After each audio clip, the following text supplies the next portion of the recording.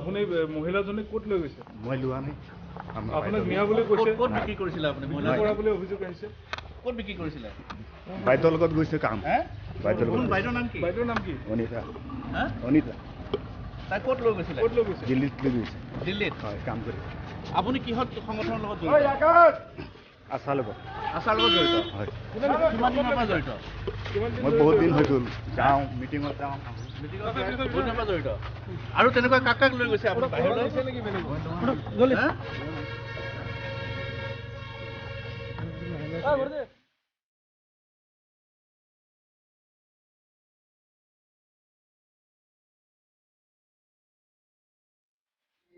কিছুদিন আগতে যি এক মানে হত্যাকাণ্ড হৈ গ'ল, নৃশংসভাৱে এগৰাকী মানে কন্যাক হত্যা কৰা হ'ল, তাৰ পিছত ধুলাত যি কাণ্ড হৈ গ'ল আপোনালোকে জানে। তাৰ পিছত খুদ মুখ্যমন্ত্ৰী মহোদয় সেই স্থানত প্ৰজাপথাৰলৈ আহি পেলাই উপস্থিত হৈছিল আৰু উচিত তদন্ত সৰজমিন তদন্ত কৰিছিলে। তদন্ত কৰি পেলাই দোষী তেওঁলোকে কৰায়ত্ব কৰিবলৈ সক্ষম হৈছিলে। তাৰপিছত চৰকাৰীভাৱে যিমান সা সুবিধা আছিলে তেওঁলোকক দিয়া হৈছিলে, তেওঁলোকক ঘৰ দিয়া হৈছিলে, তেওঁলোকক কাৰেণ্টৰ সুবিধা নাছিলে সেইখিনি কৰি দিয়া হৈছিলে।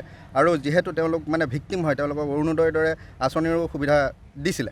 তাৰপিছত আজি দুদিন আগতে যেতিয়া আমাৰ মন্ত্ৰী মহোদয়, এই সমষ্টিৰ বিধায়ক শ্ৰীযুত অশোক সিংহল মহোদয় গৈ পেলাই তেওঁলোকক গৃহটো প্ৰদান কৰিবলৈ যায়, ঘৰটো প্ৰদান কৰিবলৈ যায়, তেতিয়া যাওঁতে আমি গম পাইছিলোঁ যে তাত যিগৰাকী মাতৃ আছিলে, সেই কন্যাগৰাকী যিগৰাকী মাতৃ আছিলে, তেওঁ সেই ঘৰখনত নাই। তাৰপিছত তাত যেতিয়া মানে এই কথাটো যেতিয়া পুলিচক অৱগত কৰা হ'ল, কাৰণ প্ৰশাসনো তাত গৈছিলে, তাৰপিছত গম পালে যে তাৰে কিছুমান দুষ্ট চক্ৰই মানে সেই মহিলাগৰাকীক লৈ পেলাই দিল্লীলৈ পঠাই দিছে। এইটো one kind of human trafficking, মানে বিশেষভাৱে সক্ষম। তো তেনেকুৱা এটা পৰিৱেশত ল'ৰা ছোৱালীক এৰি থৈ তেওঁক দিল্লীলৈ পঠাই দিয়া হৈছে। তো এইটো হিউমেন ট্ৰেফিকিং হৈছে।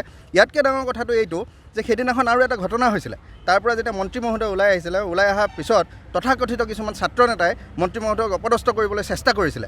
আৰু সেই কথাটো তাৰপিছত আমি এতিয়া ইয়াত আহি পেলাই গম পাইছোঁ, যেতিয়া থানাত এটা হিউমেন ট্ৰেফিকিং হৈছে, তাৰপিছত আমি ভাৰতীয় জনতা যুৱ মৰ্চাই আহি পেলাই ইয়াত যেতিয়া থিয় হৈছোঁ, আমি গম পাইছোঁ যে তাত যিসকল মানে তথাকথিত ছাত্ৰ নেতাই আহি পেলাই তাত মানে বিধায়ক মহোদয়ক অপদস্থ কৰাৰ চেষ্টা কৰিছিলে, সেই মানুহখিনিয়ে আহি পেলাই আকৌ এই যিজন হিউমেন ট্ৰেফিকিঙৰ লগত জড়িত, তেওঁ নিজেই আহি পেলাই তেওঁ ইয়াত আত্মপ্ৰকাশ কৰিছে যে তেওঁ হয় জড়িত হয়।